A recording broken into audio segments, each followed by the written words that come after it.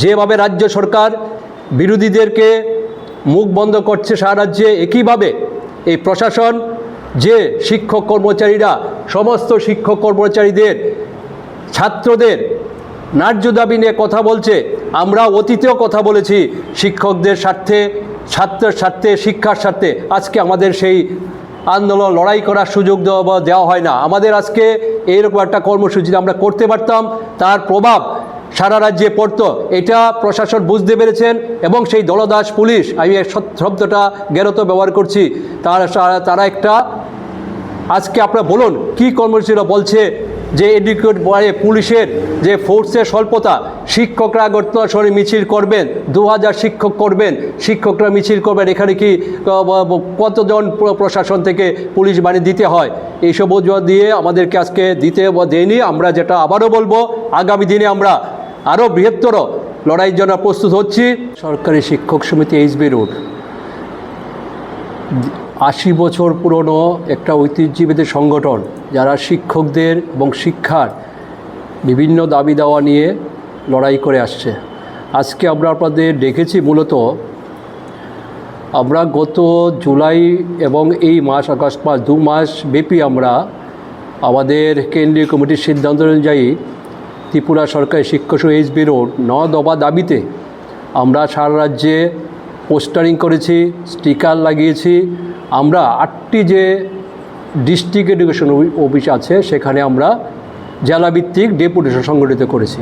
করে আজকে 11টার সময় আমরা আগরতলা শহরে আমাদের এই সমিতির কেন্দ্রীয় অফিস শিক্ষক ভবন থেকে আগরতলা শহরে মিছিল সংগঠিত করার জন্য আমরা প্রশাসনের কাছে আগাম অনুমতি চেয়ে কয়েকদিন আগেই আমরা আবেদনপত্র জমা দিয়েছি। কিন্তু অত্যন্ত দুর্ভাগ্যের বিষয়, পরিতাপের বিষয় যেটা হলো, গতকাল সন্ধ্যার সময় আরক্ষা প্রশাসন থেকে চিঠি নিয়ে আসা হয় এবং জানিয়ে দেওয়া হয় যে রাজ্যের আইনশৃঙ্খলা পরিস্থিতি, ফোর্সের অভাব, এই কারণ থেকে আমাদের কর্মসূচি করা যাবে না, আমাদের ওরা না করার জন্য বলেন। আমরা পরবর্তী সময় সদরে এইচডিপির সাথে আমরা আমাদের একটা টিম দেখা করি এবং বলি যে আমরা শিক্ষকরা বিভিন্ন দাবি দেওয়া নিয়ে আমরা সারা রাজ্যে 23টা বিভাগে আমরা প্রচার সংগঠিত করেছি। সারা রাজ্য থেকে আমাদের 2000-এর বেশি শিক্ষক শিক্ষিকা আজকে মিছিলে অংশগ্রহণ, ওনারা আসার জন্য প্রস্তুত।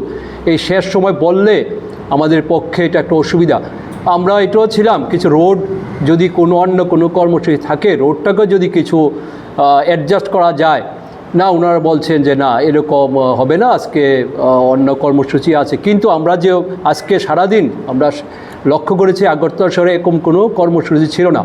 আমাদের দৃঢ় বিশ্বাস, আমরা যে 9 দফা দাবি নিয়ে আজকে আমরা এই যে কর্মসূচি নিয়েছিলাম, মূলত যেগুলোই পরে বলবো শিক্ষক কর্মচারীদের ন্যায্য দাবি, শিক্ষার যে দাবি, এই দাবিগুলো সম্বন্ধে প্রশাসন এই দাবিগুলোকে ভয় পায়। দাবিগুলো জনসমক্ষে বেশি গেলে পরে তাদের পক্ষেও এটা খুব একটা সুখকর হবে না। এই কারণে একটা অজুহাত দেখে আমাদের যে আজকের একটা যে আগরতলা শহরে একটা সারা জাগরণ যে মিছিল করার জন্য যে শিক্ষকরা আজকে তৈরি হয়েছিল তাকে বানচাল করেছে। কিন্তু আমরা বলতে চাই, তা দিয়ে ত্রিপুরা সরকারি শিক্ষক এইচবি রোডের মতো একটা লড়াকু সংগঠনকে আটকে রাখা যাবে না। আগামী দিনে আমরা আরও ব্যাপক সংখ্যক শিক্ষকদেরকে সংগঠিত করে, শিক্ষিকা সংগঠিত করে আমরা আগরতলা শহরের মধ্যে আরও বড় পরিসরে আমরা মিছিল সভা সংগঠিত করব।